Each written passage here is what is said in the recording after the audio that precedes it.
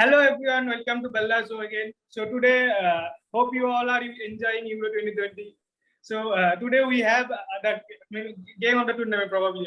At least the game of this knockout stages. We have defending champion up against the number one team in the world. We have both Belgium as well as Portugal supporter. I myself am a Portugal supporter. So along with that, Shubham is there, who is also a Portugal supporter. And we have Rahul as well as Shivang, who are the Belgian supporters. Hi guys, how are you doing? Hi, good. Hi, Shubhadeep. Yes. So we all are excited. We are a little bit tense because we support our supporting team will be playing, but from the neutral view, that is a mouth-watering game, isn't it? So okay. So I'll probably start with Belgium fan Shivang. So Belgium had a very good group stages. They won all the games, but again means all the matches they played against weaker teams. Now they will be having the acid test, right? How will you take it? Can this be a disadvantage for them? Yeah, I think Portugal have that advantage that they have played against two of the top teams in the world, against Germany and France. And Belgium have not, but whatever little we have seen of Belgium till now, the three matches that they have played, I think they have played well. And the positive signs are that De Bruyne is back to his best. I think he's played very well in the past few games. Lukaku is looking very fit, and as well as Hazard is slowly but surely coming back to his usual self. So hopefully we'll see the same Belgium in tonight's match versus Portugal. Cool. Yeah. So coming to De Bruyne, as Shivang mentioned, he is coming to his best. So if we want to see the Portugal team, probably we have the player of same caliber, Bruno Fernandes. But unfortunately, as per the tactics, he is not fitting in the team. At least at the last game we had, right? There are the changes tactics. So what do you think, Shubham? We will go with the same team what we play against France, or Bruno Fernandes will come in. I guess Portugal will be going with the same team, the team that they played with France. I guess opening with Joao Moutinho and playing Renato Sanchez, because that combination, they have given Portugal a little bit of freedom, and they have provided Portugal so that they can create spaces in their opposition halves. And we can also see that both Renato Sanchez and Joao Moutinho, they were creating very good chances, and which allowed Ronaldo to play his natural game, to be in the center forward and to dictate the game from there. Although we can see Bruno Fernandes as a substitute type, and like in our previous group podcast, like what we discussed, that the winner of this group of death game, he can surely go on to win the tournament. So for this game also, we can say that the winner of this game might probably be end up winning the tournament. Yeah, I hope so, and I hope the winner will be the Portugal. Okay, so coming to Rahul, we haven't seen much of Eden Hazard in the tournament. Because obviously he was injured initially, but once he came in, he was not at his best. So what we can expect from him? Especially we have seen the Portugal Germany side, and we have seen they have that weakness. That right back position is. We have seen how Barcelona has performed against. For the Germany. So probably Eden Hazard can explore. Can explore that. Can expose Portugal, especially that position. What is your opinion on that? As you said, he was injured when he came into this tournament. So I wasn't expecting him to play well initially, but right from the Denmark game, when he was subbed in after they were losing 1-0 after the halftime, I felt he played as well as he could after an injury. And at the same time, a player like Eden Hazard has to create his magic for 10 seconds in a game, because if he does that, it will end up in a goal, because the players that Belgium has, especially, I really feel this season, I feel Lukaku might be the Golden Boot winner of the tournament, and the way he's playing, he just needs a chance, and I don't feel he will be missing out if Eden Hazard is creating one. And at the same time, and it's not all on Eden Hazard. As we said, I think the best player in the team is KDB, and the way he has come out after right from the Denmark game. Yeah, Denmark game was a little blip, especially for the first half, but you can understand the emotion that was driving in the game. Ericsson went out in the first game, and the emotions, especially the home side, they were the home side, and it was really tough for Belgium to start. And yeah, they conceded a pretty bad goal. But after that, once KDB and Eden Hazard came into their own, I felt they played the game well. And at the same time, I feel Portugal right now is a better team than they won last time. But they are not playing as a team. I feel, because if you see the front five, they are playing separately, and the rest are playing separately, and there's no cohesion there. And I feel this is where Belgium can exploit them. That's the reason I feel Belgium are favorites in this game. Yes, I mean, yeah, I can understand. I mean, the weakness what you have told, right? I mean, I think the Portugal tried to figure that out, and they tried to change the formation, and the game against they played against France, right? That was really well. I mean, it was like almost equal. So coming to Denmark point of view, I mean, I understand Denmark is not a very weak team to beat. I mean, yesterday they showed their class.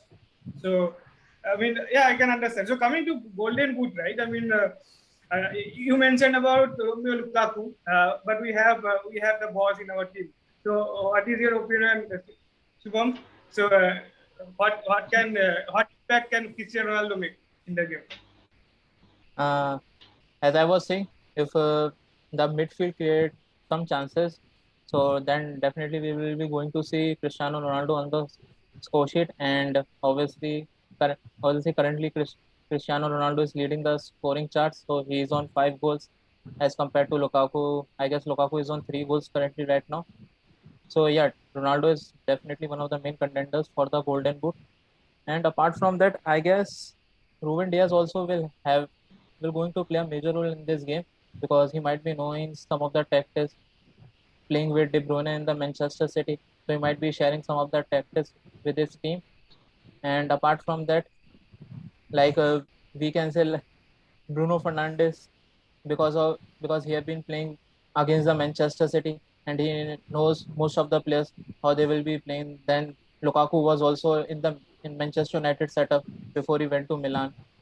So I guess these some of the inputs that they can provide to the team, so that they can formulate their strategies according how to go about doing the business. So that will be one of the major factors that we can get to see in this game. Yeah, hope that will work. Whatever you whatever you told, Shubham. So yeah. So Shivang, I mean, Yeah. I think Portugal, I'm not Portugal. I think Belgium had some added pressure on them. I mean, the expectation is quite high. I mean, earlier the generation used to be called as a golden generation, and they never won anything. So this is high time they can win it. So I mean, can this be an added pressure for them? I mean, how are they thinking it? I don't think so. I still think the favorites are France, and the way Italy are playing, I still think Italy and France are the favorites. Even if Belgium beat Portugal today, I don't think many will count them as favorites. I still see France or Italy as favorites. So I don't think there will be an added pressure in the previous tournaments like the World Cup or the Euros 2016.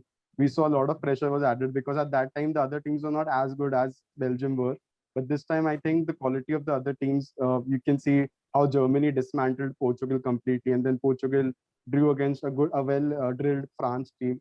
So I don't think there's an added pressure on Belgium. I think this is a good chance for them. In the previous video, I'd also told that the pressure is less on them, and I think that will help them. If the pressure had been more, I don't think they will perform for their best. But now that the pressure is less on them, I think they'll perform. Even though this may be the end of the golden generation, but I don't think that there'll be an added pressure on them. I certainly don't think that. Yeah, I guess it will be more on the side that which team will be creating more chances for their forwards to get the score goals, because as Shivang said, the France and Italy team, their midfield is creating so many chances for their forward, so they are keep churning out goals. They are keep scoring goals. Like we can see, Italy won all the group matches. It's because their midfield of Pessina and then Immobile, Insigne, they are creating chances and they are creating goals. So I'm hoping that Portugal midfield, be it Renato Sanchez or Moutinho or Jota or Bruno Fernandes, they create chances and those chances might get converted into goals. And Yeah, I obviously mean, there is Ronaldo also there. Yeah. yeah, and I mean, I especially want to mention about Renato Sanchez. I mean, he just means probably he is happy. I know in last year we have seen the glimpse of him, but probably this is even I mean in this tournament he's even performing better. I mean, initially he was not in the team, but I mean the way he's performing now, I mean he's one of the first names to be included in the team. So the way he's performing is actually superb. Coming to Portugal, I feel a little bit probably they're a little bit unlucky. They came from a group of death. Now they will be playing against Belgium. If they win this time, they will be playing against Italy. So the route is quite difficult, but hope they will win this time. So, but for the Belgium, you people are quite lucky, right? I mean, you played against a weaker team. Now you are having, you have now it is like original test for you. I mean, Yeah. so yes.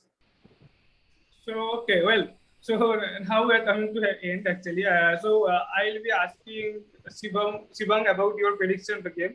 Include I want to know the score as well as the scorer's name. Okay. So I think both defenses will be exposed in today's game. I think it will be a very attacking match. Lots of goals. I expect a 3-2 in favor of Belgium. I think in Belgium, 2 goals will be scored by Lukaku and one by either Hazard or De Bruyne. And the other two, none other than Mr. Ronaldo. So I think, yeah, 3-2. I think 3-2 will be the score. Rahul? I feel Belgium, of course, I'll be hoping Belgium wins. So I feel it will be a 2-1 game.